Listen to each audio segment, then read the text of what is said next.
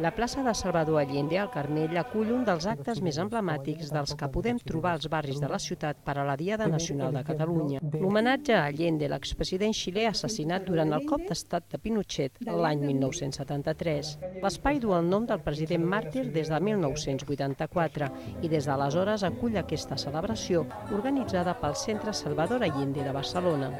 Enguany ha estat una de les edicions amb més assistència de públic i ha comptat amb la presència de personalitats polítiques destacades, entre elles l'alcaldessa Ada Colau.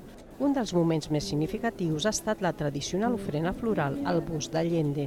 Hi han participat nombrosos veïns i, entre ells, bona part de la comunitat xilena resident a Barcelona, que ha pogut celebrar així una data assenyalada també al seu país.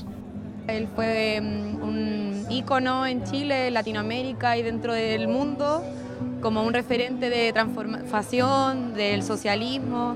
He vingut per memòria democràtica, per homenatge a un home bo, a un home d'esquerres, a un home compromès amb el seu poble, amb la seva gent. No perdo mai estar aquí en record del gran lluitador que va ser el nostre company Allende.